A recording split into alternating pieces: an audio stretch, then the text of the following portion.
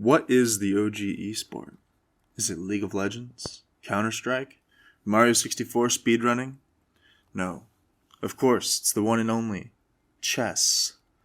The original form of chess is estimated to have been created in India in the 8th century, and the first recorded tournament took place at RuneFest 1849 in London. And since then, the esports scene has grown internationally, with a recognized world champion since 1886. Chess is totally free to play, the only requirement being 200 IQ, and has very few microtransactions. And generally those microtransactions are related to training instead of giving in-game advantages. Like, imagine if instead of there being loot boxes for CSGO, you needed to pay $5 a month for AimLab. It's kinda like that. There are free alternatives, but generally they aren't preferred. But considering, even if you pay for everything, it's probably one of the cheapest competitive online multiplayer games you can get into. Also, there is one big advantage that is commonly overlooked when it comes to playing chess compared to any other competitive game. And that is that you get to tell people that you play chess and flex on all your friends and family. Going home for Thanksgiving? Start talking about the Sicilian Najdorf variation. You don't need to actually know how that works or what it is. 95% of chess players don't even know how it works. So the chance that your weird uncle is going to be able to call you out is pretty low. And sit back and watch as the disappointment washes off your father's face. But yeah, redo that scenario in your head, but replace the Sicilian Najdorf with talking about League of Legends and see how that goes for you. Now, I'm not very good at chess. Apparently, I'm in the top 80% on this platform, but I'd say that is inflated due to trash accounts and stuff. I would say that I'm an average chess player. And since statistically speaking, it's very likely that you are also an average chess player, I'll be approaching the review from this perspective. Chess on the surface is deceptively simple. Each player starts with the same 16 pieces on an 8x8 board.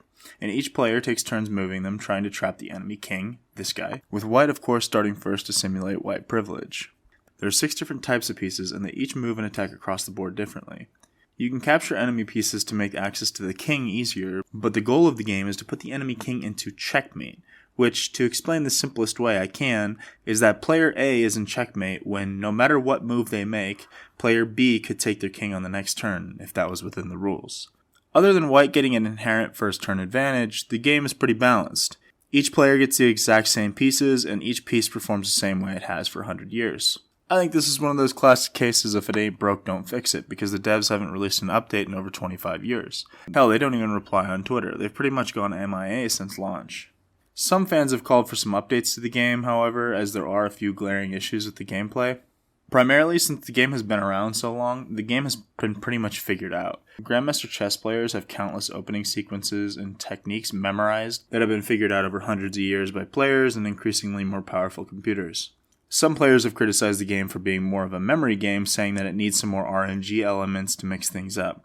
But I don't understand this logic, as no matter how many openings I learn, I can't seem to stop hanging mate in one. However, just because the game has been mostly figured out, it still takes tens of thousands of hours to study the various moves and openings, and in reality, 99% of the players who complain about these balance issues are less than 1,000 elo and still report their opponent for cheating when they perform an en passant.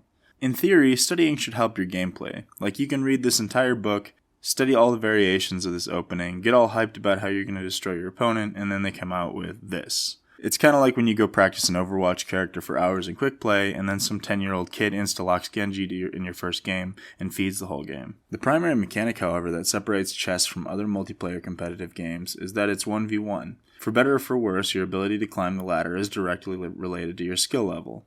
The game also only has one map, so although it's a multiplayer game with, in theory, infinite replayability, the game does get pretty stale.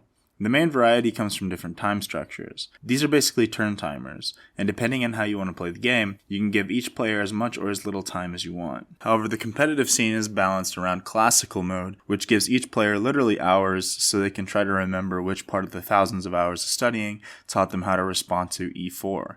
This mode is like the Summoner's Rift of chess. There are some crackheads who play Bullet where each player gets 30 seconds to a minute to make all their moves, but nobody's hosting a big finals with fans for these modes. Don't let the lack of variety in chess fool you, however. This game is just as addictive as any multiplayer competitive game. You get done watching this video, subscribe to my channel, go to your favorite chess app, and a couple dozen games later you're watching some retired GM on YouTube talk about the same 15 moves for 4 hours. Overall, I would say I recommend chess. There are a few free-to-play games that are truly free-to-play, and chess is one of them. Like, can you imagine how much chess would suck if it did what League of Legends did and was like, yeah, it's free to play, but all you get is a king and 2 pawns, and you got to pay $9.99 each to unlock the rest of the pieces. But most importantly, if you play chess, you automatically become intellectually superior to all your peers who don't play chess. So even if you suck, this is a win. The game has its quirks and its gameplay, but honestly, if you've studied the game for less than 10,000 hours, most of them don't apply to you anyways, so give it a shot, I guess. Overall, pretty solid game. Gameplay's a little slow, but I'd give it a 7.6 out of 10. It can be pretty tough to get into as there's a pretty steep learning curve, but if you compare it to its competition, it's one of the most balanced competitive online multiplayer games out there. So if you're interested in a competitive scene, it's one of your best options. And sub for more reviews and gaming content.